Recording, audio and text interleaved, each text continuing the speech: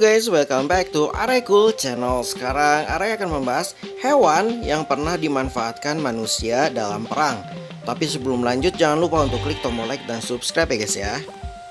Untuk memperkuat pasukan, berbagai jenis hewan dilibatkan dalam perang.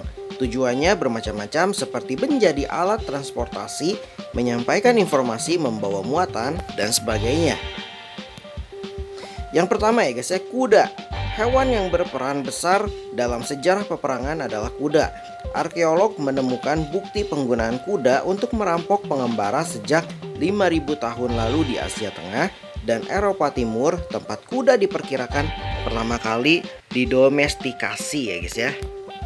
Intinya, kuda dan kavaleri berkuda memainkan peran utama dalam hampir setiap perang besar, seperti perang pasca Romawi, perang salib, perang Napoleon hingga perang Crimea. Selanjutnya merpati. Sejak abad ke-6 sebelum Masehi, merpati telah dimanfaatkan manusia untuk mengirim pesan seperti Cyrus, raja Persia yang menggunakan merpati untuk berkomunikasi dengan wilayah yang jauh dari kekaisarannya. Pemanfaatan merpati mencapai puncaknya dalam Perang Dunia Pertama, tepat sebelum radio digunakan secara luas. Lebih dari 200.000 ekor merpati digunakan oleh pasukan sekutu, belum termasuk yang lain ya guys ya. Selanjutnya anjing.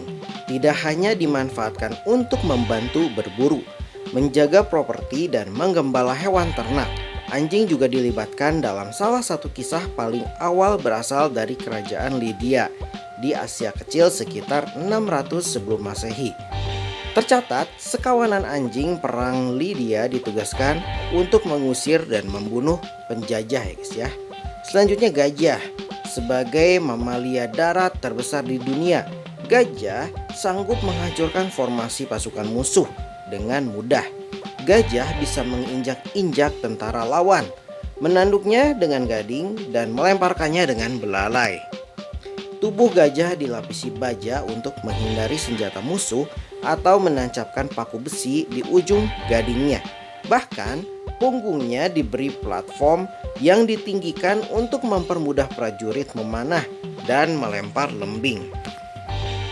Selanjutnya unta.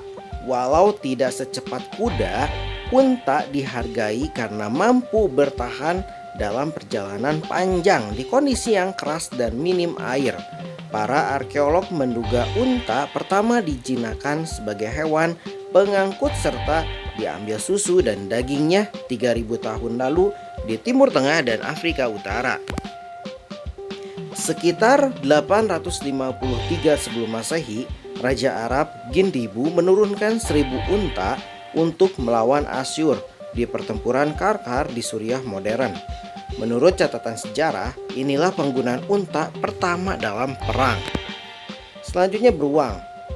Dalam sejarah peperangan, beruang digunakan beberapa kali. Yang paling terkenal adalah Wojtek, anak beruang coklat Suriah yang diadopsi oleh pasukan Polandia.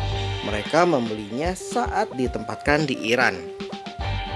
Saat perang berlangsung, Wojtek pun pergi ke zona pertempuran di Mesir, Irak, Palestina, hingga Italia. Lucunya, Wojtek terdaftar sebagai tentara dengan slip gaji, pangkat, dan nomor serinya sendiri.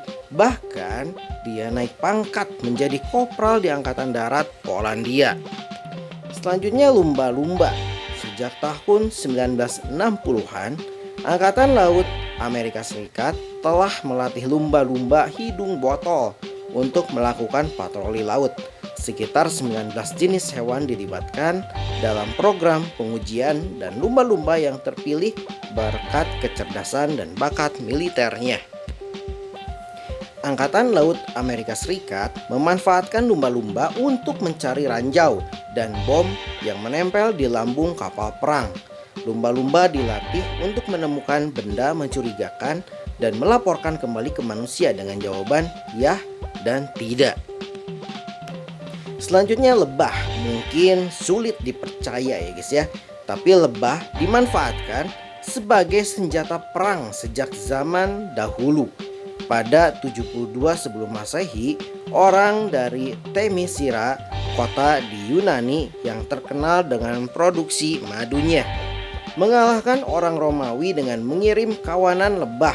Ketika musuh sudah dekat, kembang api dinyalakan di dekat sarang untuk membuat lebah marah dan menyerang tentara musuh. Jenius ya guys ya.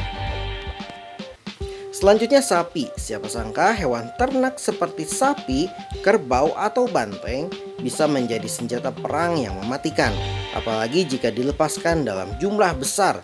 Salah satu contohnya adalah pertempuran Tondibi di Afrika Barat pada tahun 1591. Pasukan pertahanan kerajaan Songhai melepaskan 1.000 hewan ternak untuk melawan garis infanteri Maroko.